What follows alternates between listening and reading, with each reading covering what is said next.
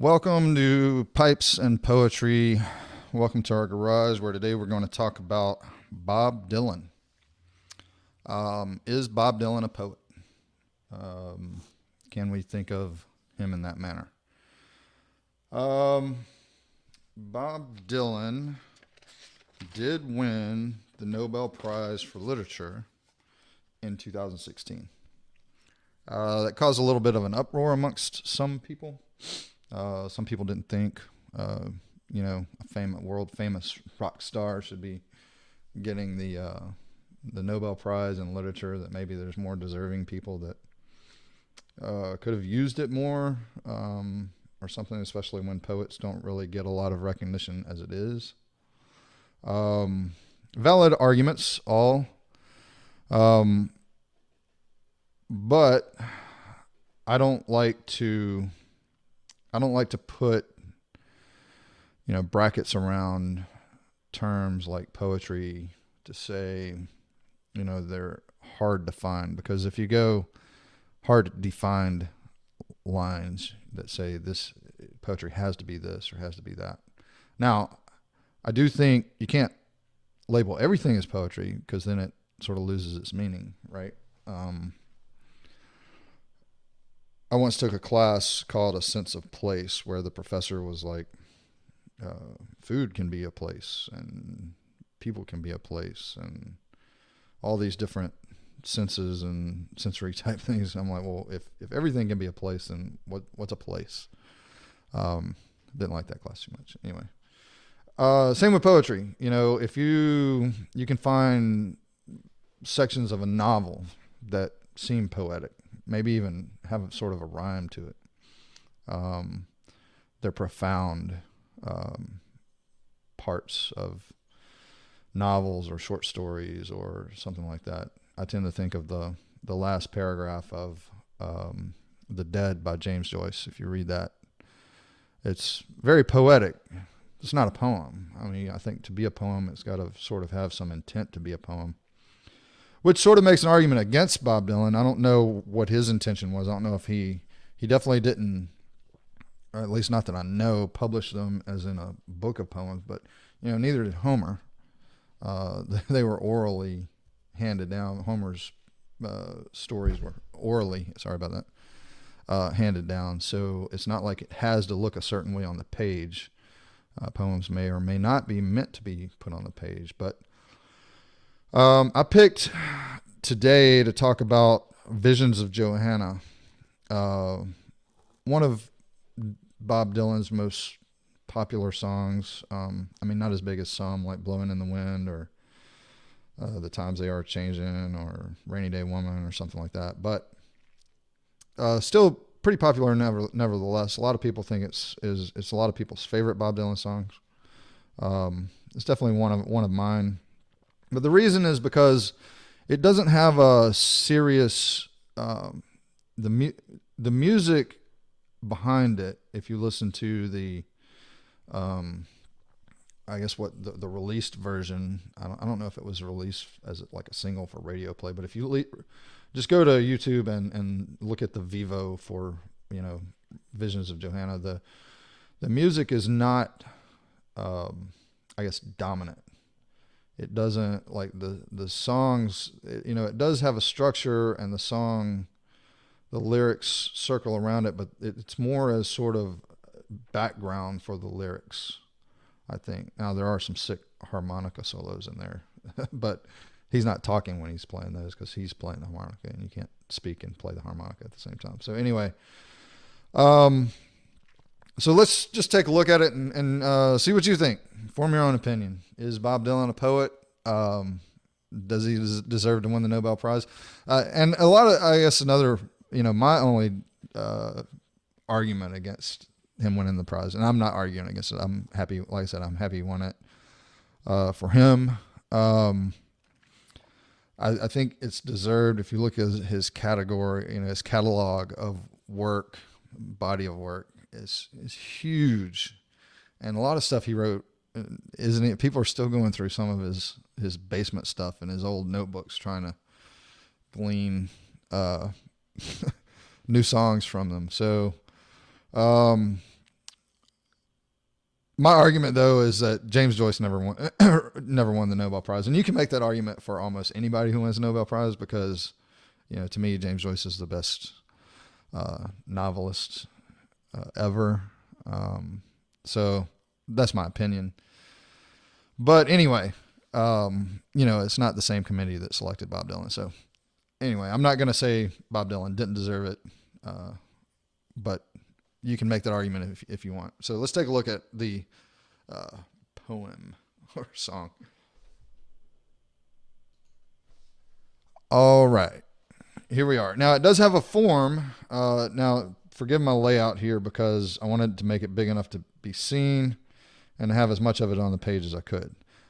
These line breaks here are not necessarily, and remember, this is a song, so it doesn't really have line breaks. I don't think he wrote it intending it to look a certain way on the page, but if he wrote it out on where he stops, pauses singing, there's definitely line breaks, and I will sort of outline those here. There's a line break here, here, and here. The rest are pretty laid out as they would, but here is where I would say like the first stanza stops. There's a harmonica solo in here, and then there's another stanza, and then so just to outline how it would look, that goes all the way over there, and then the last stanza is over on the next page. So just to give you an idea, it does look poem-ish on the page if you write it out correctly, and it does follow a rhyme structure. So you've got the first here, quiet, deny it, defy it. More of a rhyme structure than a lot of poems, or some poems I've already looked at here, that doesn't have a rhyme structure, or at least not a very defined one. So it's not that it's required to be a poem, but this gives it some poem feeling, if you know what I mean. Then we get the B's here, B, well, that's a horrible B. B, B, B, C, C. Now the first four stanzas follow this pattern. The last stanza follows it, but there's a couple extra B's.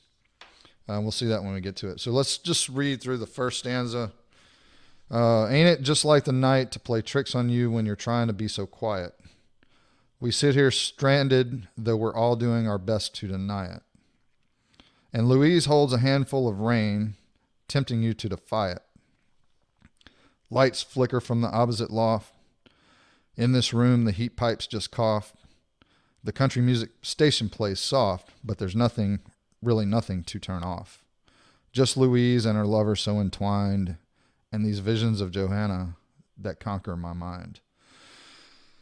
So we open with a question. Ain't it just like the night to play tricks on you when you're trying to be so quiet? So it's setting the scene. Maybe he's laying in bed, trying to be quiet for some reason. But he is laying there trying to be quiet, and the night starts playing tricks on him.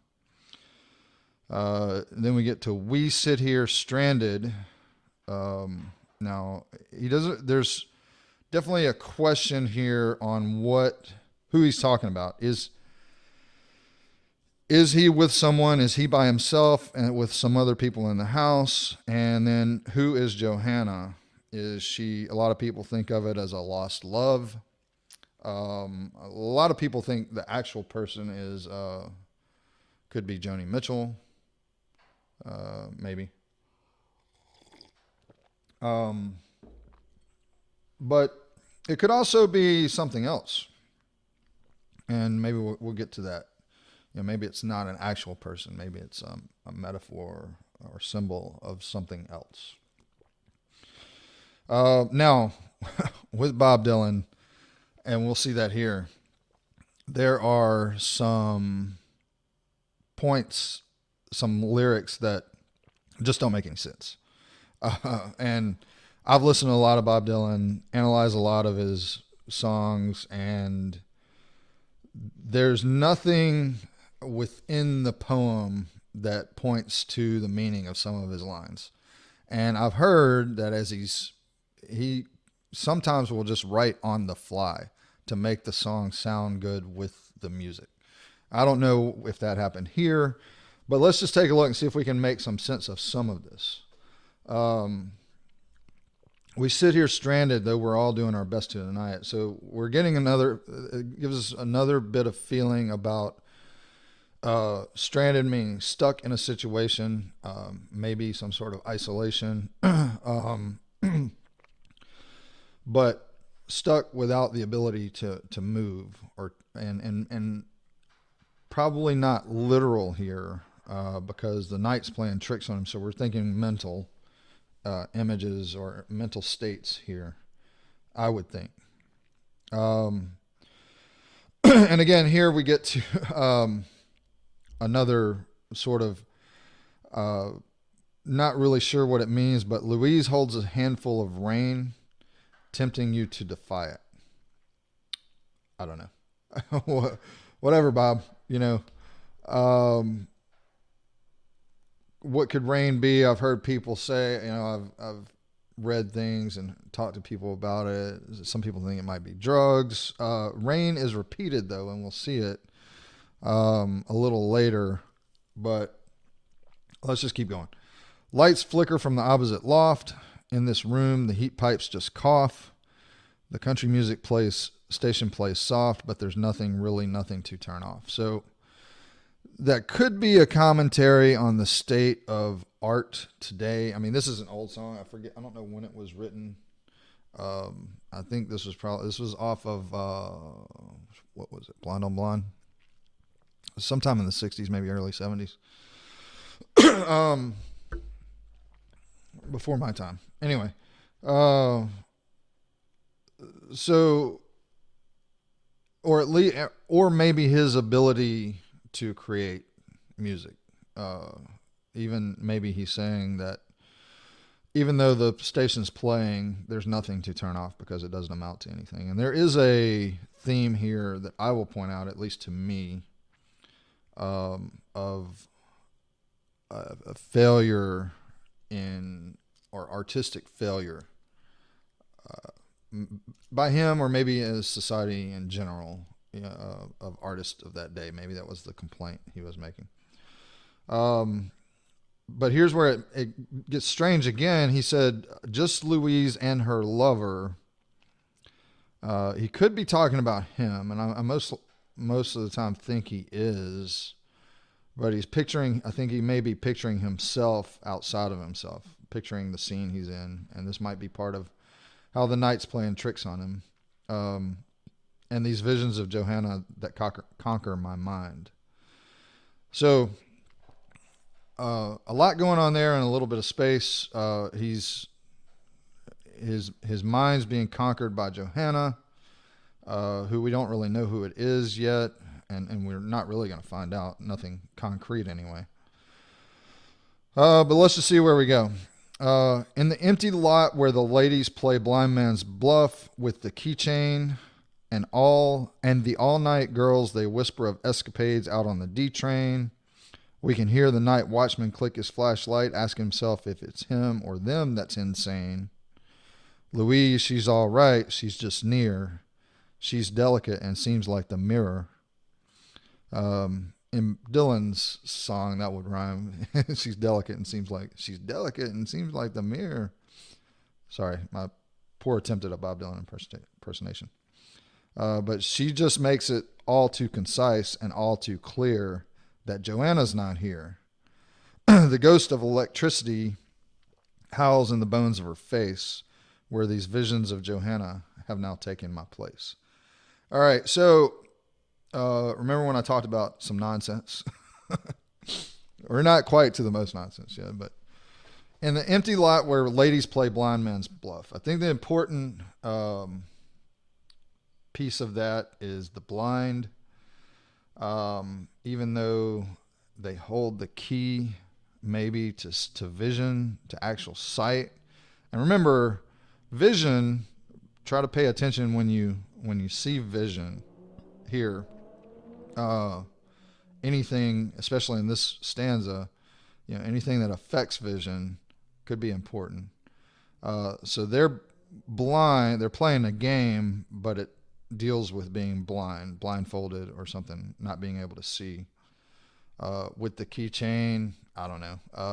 Holding the keys, it could be the keys to maybe making art, maybe understanding what's your situation in the world, understanding why you're stranded, or maybe freeing you from your stranded position that he mentions earlier, rather than just denying it. And the All Night Girls, kind of know what they are. They whisper of escapades out on the D train. And then we get to some more vision type of topics. We can hear the night watchman click his flashlight. So the flashlight illuminates things. But then once it's illuminated, he asks himself if it's himself. Like, I would assume this is a night watchman on this train. Asks if it's him or them, I guess meaning the passenger, the All Night Girls, that are insane. So even though he has the ability to illuminate it, the subject, he questions his ability to interpret it. And I think that may be some theme of what Dylan's trying to relate here. The ability to interpret, whether it be art or your situation or something like that. Then we get to a point where it makes the case that Louise is Dylan's current, at least friend or partner. He says, Louise, she's all right. She's just near, though. If Johanna is a woman that he has had a prior relationship with, then Louise doesn't make up for Johanna. Louise is just near. She's delicate and seems like the mirror. A mirror, again, provides an image, a vision, but it's reflecting merely what's there, kind of like what he says. She's just there. And it's not illuminating. You can think of this as an art. There is I forget who said it. I don't know if it was Aristotle or some later philosopher or something that talks about art's objective is to hold a mirror up to nature and reflect nature. And I think, there's some argument against that, in that it should be to create, not just reflect. Otherwise, all art would just be a bunch of, fruit bowls or portraits or something like that, which can be art, but, it's sort of more, in this case, I think he's saying it's not, when it's just a mirror and it just is not illuminating in some manner. It's just like a snapshot, like a camera would make, and not an artistic snapshot, just like Polaroid, But she makes it all too concise, all too clear that Johanna's not here. So her presence, rather than being comforting or something he can find comfort in, it only reminds him that she's not Johanna. And like I said, Johanna may or may not be an actual person. So keep that in mind.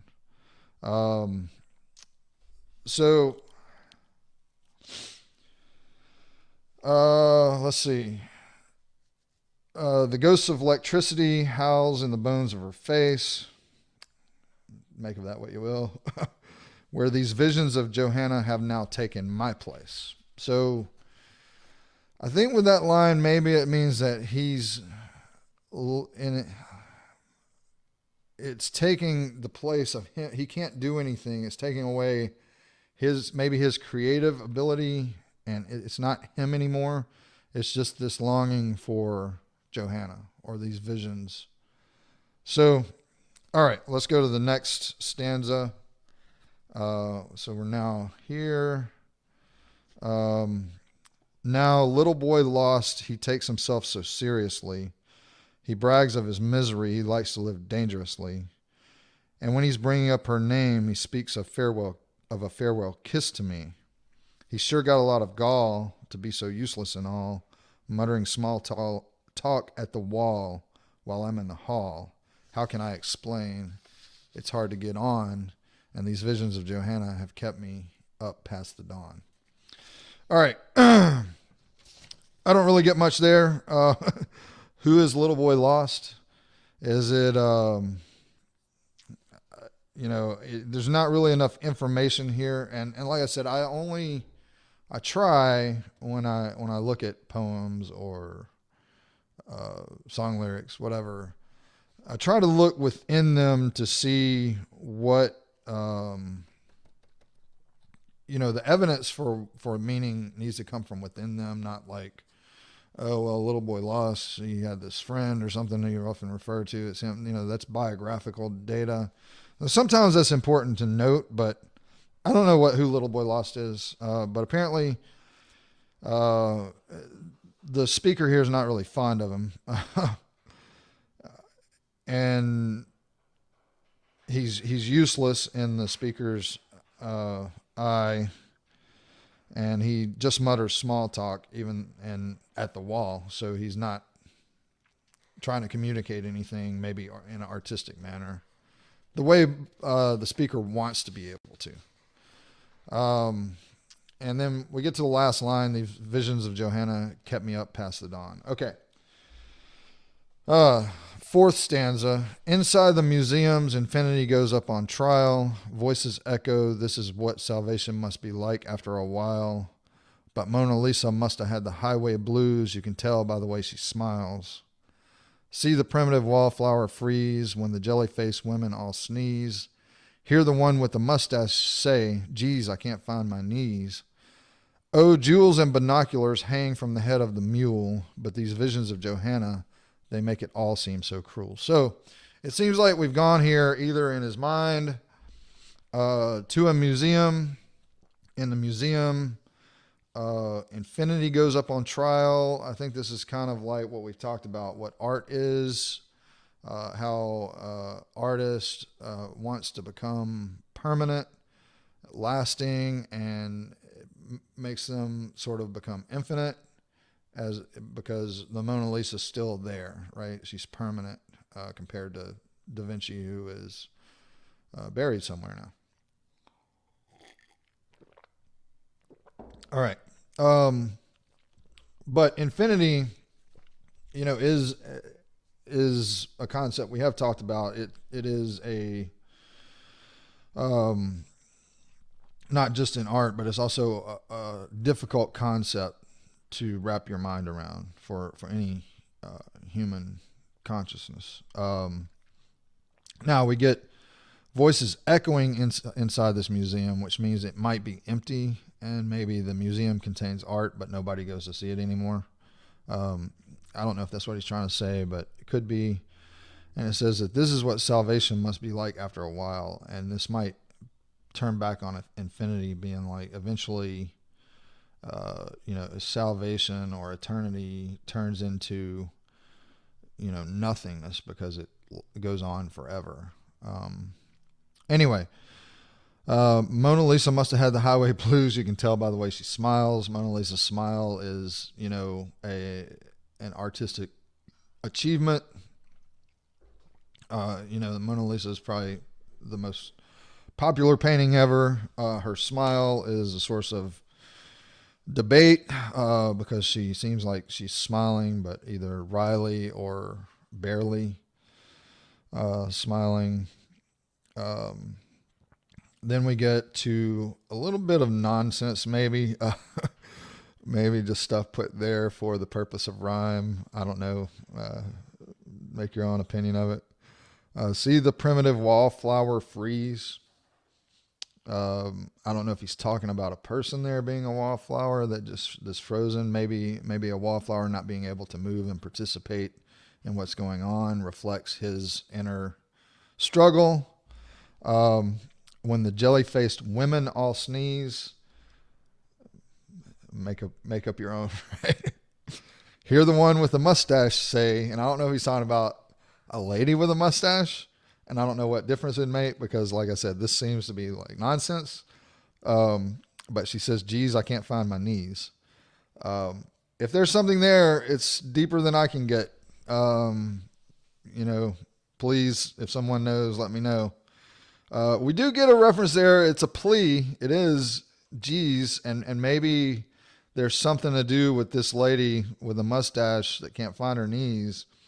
Uh, Maybe her mental state or something might reflect the speakers, but we get our first sort of glimpse at a prayer here, for G's being short for Jesus.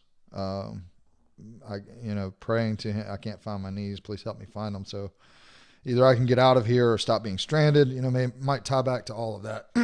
But then jewels and binoculars hang from the head of the mule, and I think of this as maybe it's a painting in there that doesn't make sense, or he's not able to comprehend because it's abstract. It's a mule with binoculars and jewels on. What sense does that make? And maybe in his current state, he's not capable of understanding it. But these visions of Johanna, they make it all seem so cruel because, again, she or these visions are keeping him possibly from doing what he wants to do, what a poet does, what an artist does in creating something that's illuminating. Now, let's see. Let's get to the last stanza. That's over here. All right. And this one is where it has a few more B lines in there. But we'll go see what it's all about. So it says, the peddler now speaks to the countess who's pretending to care for him, saying, name me someone that's not a parasite and I'll go out and say a prayer for him. But like Louise always says, you can't look at much, can you, man, as she herself prepares for him. And Madonna, she still has not showed. We see this empty cage now corrode, where her cape of the stage once had flowed. The fiddler, he now steps to the road. He writes, everything's been returned, which was owed, on the back of the fish truck that loads, while my conscience explodes. The harmonicas play the skeleton keys and the rain, and these visions of Johanna are now all that remain. All right. So we get a peddler. What do we make of that? Maybe a little bit about commercialism. This might be, all of this could be how, maybe he's being pressed to make commercially viable art and doesn't want to.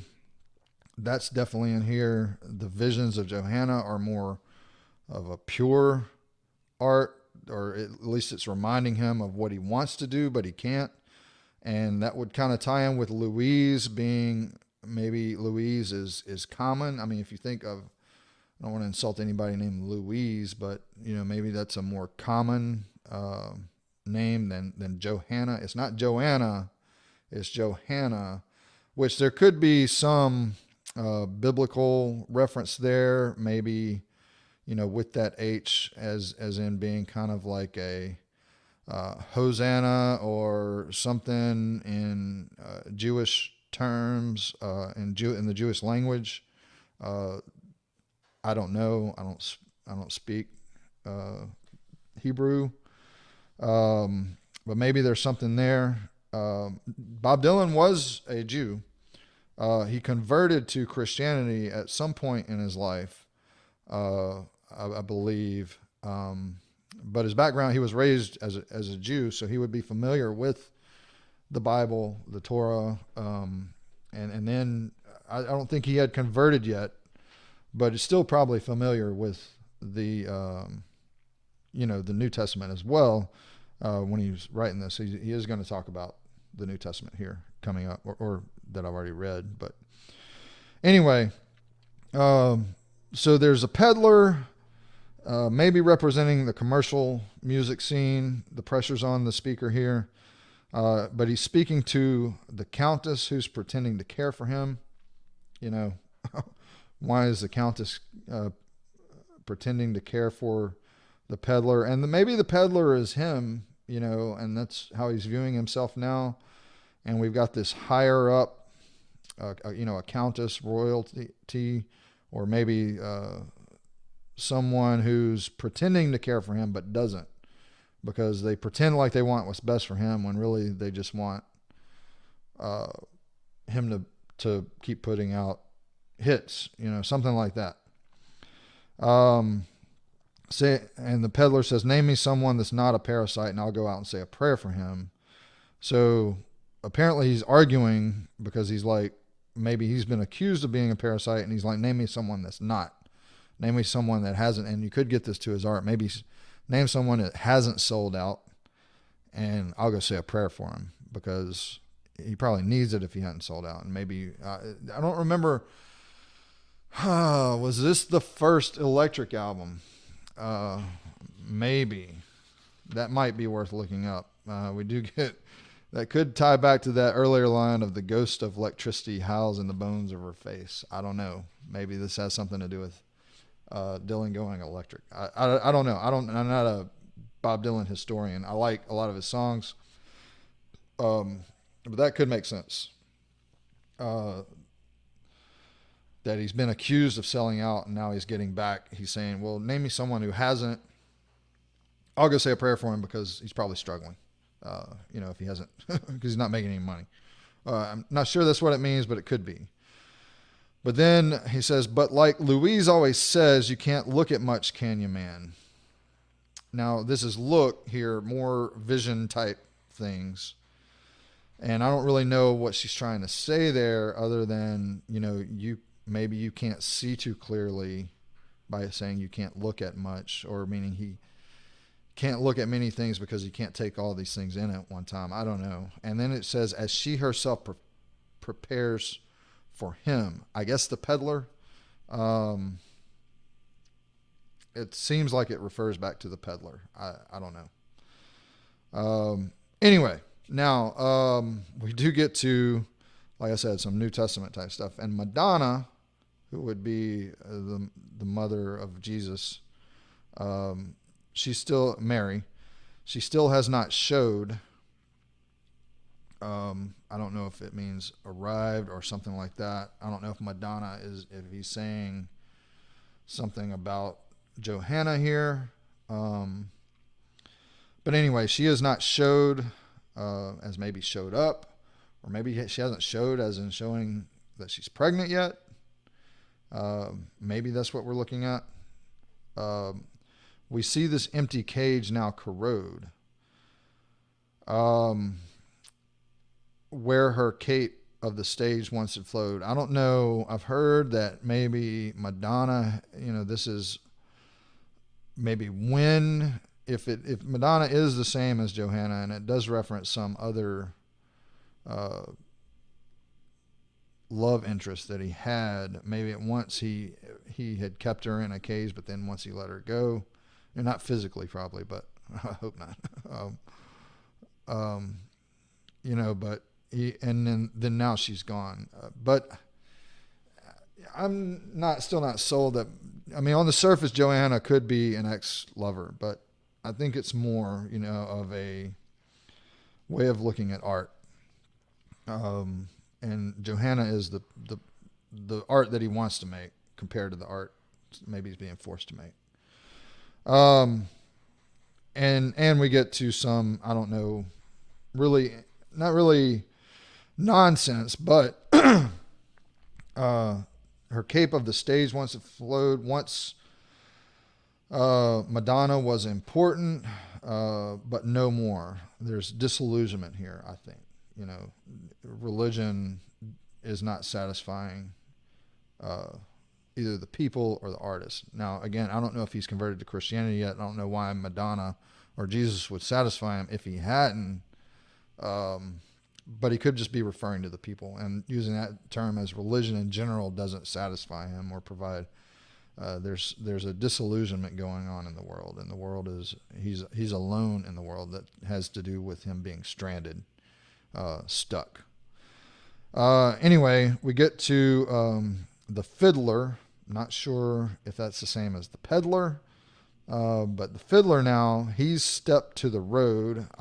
And he writes, everything's been returned which was owed. So he's paid his debt, it seems. And he writes it on the back of the fish truck that loads. Now, fish, anytime you see a reference to fish, Jesus can't be that far behind. He's somewhere around. And we already have Madonna. But here, it's a fish truck being loaded, and the guy writes, I've returned everything that I owed. Maybe he's paid back religion all that he needs and doesn't have a use for it anymore. I don't know. It's sort of up in the air. And then he says, while my conscience explodes. And maybe that affects his conscience in some way. Again, I don't know. make it up. Not make up, but see what you can get out of it. And let me know if you do get something out. I'm curious. I like hearing interpretations that are different, or that add to, or even subtract from, or counter, or argue against. I'm for it. Please do that. Anyway, last two lines. The harmonicas play the skeleton keys and the rain. Now here we've got rain again, and we've got the skeleton keys that we had from, or we have a key again, at least from the rain from the first stanza, the key from the second stanza. I don't know how harmonicas are playing skeleton keys and rain, but there's something there, the keys and the rain. Rain could be, again, another vision obscuring device. The rain, may impede his vision. The keys may be, they're skeleton keys. Maybe it's but being skeleton keys, it could refer to something being dead, or it could just refer to, because skeleton keys are old, they're keys to something old that don't really unlock anything new. And anyway, and these visions of Johanna are now all that remain. So there you have it. Visions of Johanna. Is Bob Dylan a poet? Is this a poem, or is it a song? Is there a difference? Can it be both? Now, like I said, I don't think every song out there can be a poem. I think Bob Dylan wrote so many that some are probably naturally going to fall into the form of a poem. Did he deserve the Nobel Prize? Could it have been given to someone better? I don't know. That's up for debate. Let me know what you think. Like I said, I'm happy you won it. Could it have gone to someone more deserving? I don't know. I don't know a lot of modern poets or poets in 2016 that are alive that would have contended, or it's for literature, so it's not necessarily for poetry. It's Nobel Prize of Literature. So what other writers in 2016 would have deserved it? And, so that's the debate. I welcome you to have it. Make arguments. I like hearing them. But anyway, this has been Visions of Johanna by Bob Dylan. This has been Pipes and Poetry. Please like and subscribe if you desire. It will help out a lot. And look forward to seeing you the next time. Thank you.